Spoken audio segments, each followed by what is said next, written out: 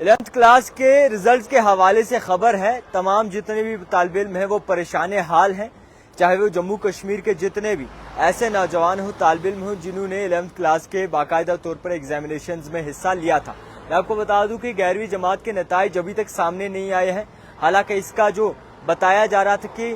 40 दिन के अंदर अंदर जो है ये नताइज सामने आएंगे, मगर 40 दिन से ज्यादा वक्त हो चुका है, अभी भी नताइज सामने नहीं आए और वही बच्चे अभी 12th की तैयारी जो है वो कर रहे हैं। इसमें कहीं ना कहीं बच्चों का फ्यूचर जो है वो दांव पे लगा हुआ है और तमाम जितने भी ऐसे तालिब इल्म 11th क्लास में जो पढ़ते हैं वो इस वक्त परेशान हैं, क्योंकि अभी तक खाली र्यूमर्स ही फैल रहे हैं कि जनाब आपके 11th क्लास के नताइज जो है वो सामने आ चुके हैं, मगर अभी तक 11th क्लास के कोई भी रिजल्ट जो है वो सामने नहीं आए। और जिस तरीके से कहा था कि जुलाई के पहले महीने में, पहले वीक में जो है, जुलाई के पहले वीक में माफ कीजिएगा, नताइज सामने आ जाएंगे, मगर अभी तक 11th क्लास के रिजल्ट सामने नहीं आए। जिस तरीके से ये लापरवाही दिख रही है एजुकेशन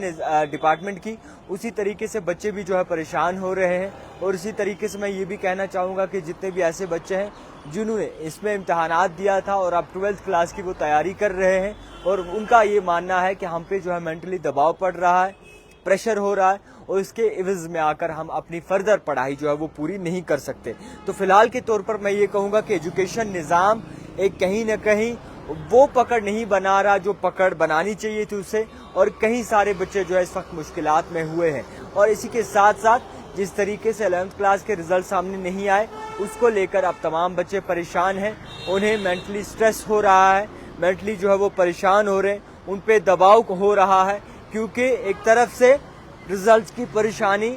घर की बेइज्जती खानी और दूसरी तरफ से हमसायों की डांट सुननी, हमसायों का नजर रखना और तीसरी तरफ से 12th की तैयारी और 12th की कोचिंग। तो कहीं ना कहीं दिमाग पे असर पड़ता है, वालिदैन पे असर पड़ता है, बच्चों का दिमाग खराब होता है और बच्चों का एजुकेशन निज़ाम इस वक्त जिस तरीके से चल रहा है उस पर कई सारे सवालात भी उठते हैं। मैं आज ये कहता हूँ, मैं कल भी ये कहता रहूँगा, मैं हमेशा ये कहता रहूँगा कि यहाँ पे कश्मीर में एजुकेशन सिर्फ एक बिजनेस बन चुका है, चाहे वो सरकारी हो चाहे वो प्राइवेट हो, क्योंकि एजुकेशन निज़ाम अगर बेहतर होता तो बच्चों का सोचा जाता। आपने नेशनल एजुकेशन पॉलिसी लाए, वेल एंड गुड, बच्चों ने एक्सेप्ट किया। आपने यूनिफॉर्म एकेडमिक कैलेंडर के तहत जो है तब्दीली लानी चाहिए, बच्चों ने एक्सेप्ट किया। आपने कश्मीर में इम्तहानात उठाकर जो है मार्च अप्रैल में कर दिए, जम्मू के साथ मिला दिए, बच्चों ने इस्तकबाल किया। कश्मीर की गर्मी, कश्मीर की सर्दी को छोड़कर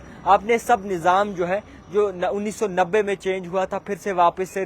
रिप्लेस किया था, वही निज़ाम चेंज किया, बच्चों ने एक्सेप्ट किया, वालिदैन ने एक्सेप्ट किया। मगर आप इस तरीके से अगर आप प्रेशर लाएंगे जनाब तो कहीं न कहीं ये परेशानी का हाल है और बच्चों पे दिमागी असर पड़ता है और ये बच्चों के साथ साथ वालिदैन पे भी असर पड़ता है, क्योंकि इस वक्त अगर देखें तो बच्चे अपनी एज पर, वर्स पर खड़े हुए हैं, क्योंकि उन्हें इम्तहानात की तैयारी करनी है और 12 एग्जामिनेशन जो है वो बड़े पैमाने पे माने जाते हैं। और इसी को लेकर अब बच्चे ये डिमांड कर रहे हैं कि जनाब हाथ जोड़ते हैं, आप रिजल्ट निकाल लीजिए, नताइज सामने लाइए, ताकि हम मेंटली जो है प्रिपेयर हो सके फर्दर एग्जामिनेशंस के लिए। और अगर फेल भी हो जाते हैं तो 11th का एग्जाम जो है फिर से बाकायदा तौर पर उसके लिए तैयारी करें। तो फिलहाल के तौर पर सरकार अपने कानों में रुई ठोस कर बैठी है और इस बात से आगाह बिल्कुल भी नहीं हो रही कि बच्चों पे दिमागी असर पड़ रहा है। फिलहाल एक रिपोर्ट आप तक पहुंचाने की कोशिश की। देखते रहिए द टाइपराइटर जावेद खान के।